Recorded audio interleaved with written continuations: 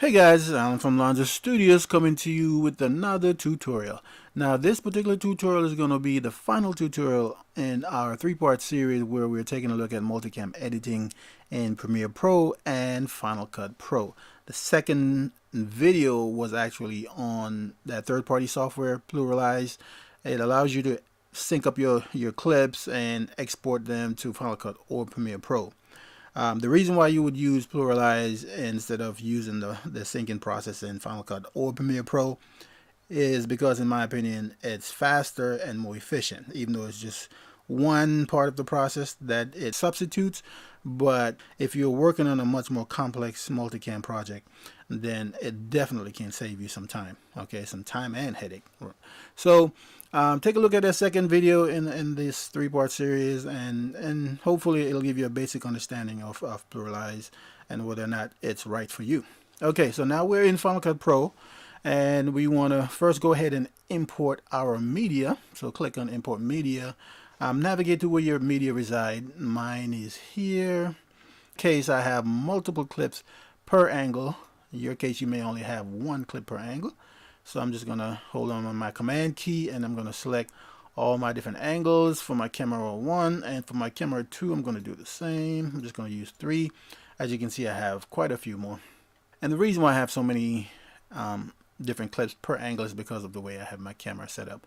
It kind of operates like a DSLR, where it records like 4 gigs per clip and then starts to record another one. I have 3 clips per angle here. The 7.6 is my camera 2, the 5.4s, those are my camera 1. So first of all, what you want to do is you want to click on any one of your clips, and you want to click on the info button here, and you want to give your camera a name. So okay, so I know that's my camera 1, so I'm just going to give it cam-1, and go through and do the same thing for all your camera angles. If you have the same setup, make sure that the names match.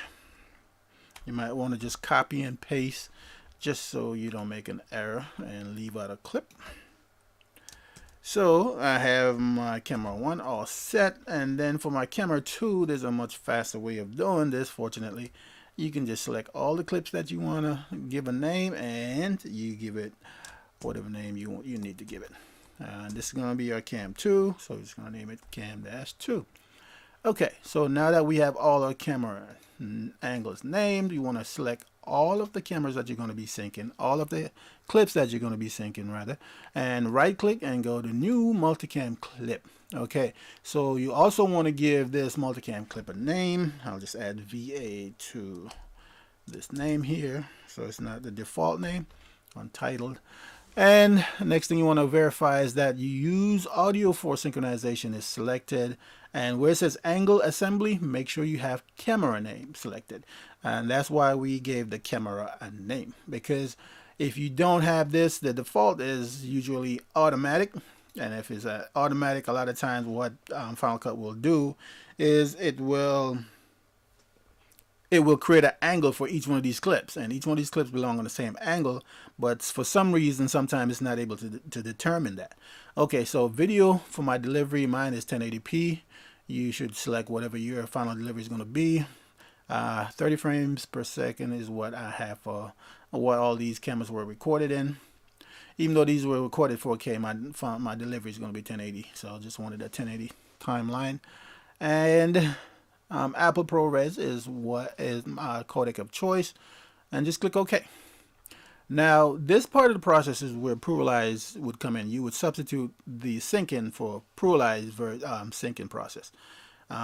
With just this few amount of clips selected, the amount of time that you would save is minimal, so that's up to you whether or not you would still choose to go with Pluralize. Okay, now it's finished syncing the clips, so what we want to do, we want to make sure we have a project created, and I'm going to go ahead and give my project a name, -MC for multicam, and it's my video looks good, codec look good, and audio looks good, so I'm going to click OK, and it created and opened up my project. And what you want to do from here is you want to drag your multicam clip to the project, and I can shift Z to fit my entire project in the timeline. And as you can see, I'm looking at the angles here and they look like they're synced up. It's really dark, so you can't really tell just by looking at it, but we just have to trust Final Cut Pro that it actually got it right. Okay, now if you're not seeing your angles, what you want to do is go up to where it says View and make sure Angles here is selected, and you should see your angles as I am right here. Okay. If you wanted to make some more edits, you can double click to go into the multicam clip to see the individual angles, and then you can make some corrections. You can make some color corrections. You can make exposure adjustment. For instance, if you want to bring this clip up because it's so dark, you can make adjustments and it will automatically update in your project. Okay, and here what you want to make sure, if you wanted to make some edits, so for instance, I wanted to cut this part off. I select my B, I click B to select my blade tool and make a cut here, and go back to my select tool, delete that, and say I wanted to I wanted to close this gap here. I wouldn't be able to close the gap because if you try to close a gap with your selection tool selected, then it'll snap right back. So you have to hit P on your keyboard to get your position tool selected. That way you can close the gap. And if you bring down here, and you can also access P from your tools here. Okay, that's your position tool there. All right, and the same thing if you want to do any kind of edits here, cuts in here and close the gap, you need to have your P tool selected. I'm going to cut the end off as well. B for my blade tool, back to A for my select tool, click and delete, and that looks good. So in order to get back to your project, what you need to do is click on this little arrow here, okay? And you're back to your project. Now I'm working with 4K clips, so when I'm playing back you might notice some lag. You might also notice this playing back a little sluggish, or you know, some delay. What you'd probably want to do is work with proxy media. Now, just because this tutorial is so short, and for the purpose of this tutorial, I didn't actually go through and create it in proxy. But if you wanted to, because your project is a bit more complex or just probably longer, then you go up to File. You would select whatever, all these here, all the clips here in your project window here, and then come down and you would select Transcode Media and go to create proxy media. And in order to use that proxy media that you have just created, you'd go to View here and you'd come down and select proxy. Okay, so I would recommend that if your project is a bit longer and you're going to be doing a lot more edit in your project than I just did, then it would probably be to your benefit to use proxy media. I have a pretty good computer. I'm on a 2013 Mac Pro and it's still sluggish, playing just 2 tracks. I'm just playing back 2 angles and it's still pretty sluggish. So I would definitely think about using some proxy media. So now that we are here, we've done our edits. We just want to make our cuts in our timeline. In order to do that, you can play back your timeline in real time and make your cuts. Okay, so we can click between our different angles to make our cuts, just like Premiere Pro. The only difference is we're actually seeing the cuts in real time, wherein as Premiere Pro, you have to stop the playback in order to see the cuts. So if you look down in the timeline down here, you're seeing the cuts as I'm making them, okay? All right, so another thing about making your cuts is up here where you see these 3 icons. This one here indicates where you want your audio, and I know that my audio is on cam 1, so I left my audio there because my clean audio is on cam 1. If you want to make audio cuts, you would select this icon. If you want to make just video like I just did, you would select that video icon in the middle. And if you want to make cuts, both video and audio while you're cutting, then you would select this icon here. Okay, so I'll leave it on there because that's where I want to cut. And if you look at these outlines, you notice that green is for where the audio is going to be and the blue is where the video is going to be. If I wanted this, I'm not going to make any more cuts and I just want my main camera angle here, I can right click and I can go to active video angle and make sure my cam 1 is selected, and notice that it selected cam 1 for everything forward.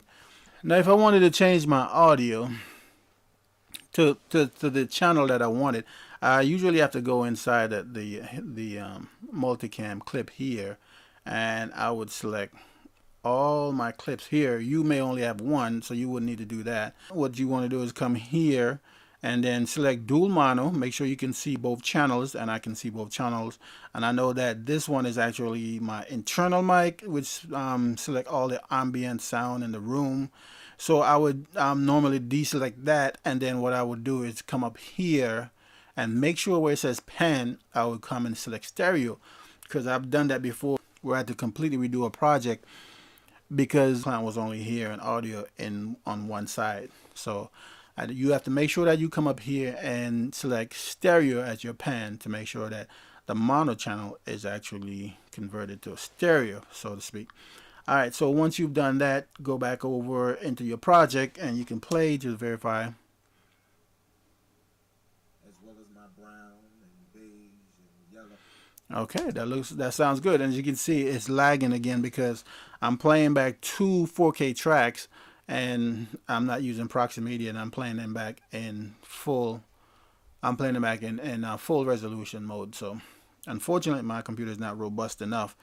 Thought it was when I purchased it, but these days your computer has to be really beefy in order to play back these 4Ks and 6Ks and 8K videos. So that's it, guys. Thank you for watching. If you found this tutorial useful, please go ahead and like and subscribe to my channel for more videos like this one. Thanks a lot. Have a good one.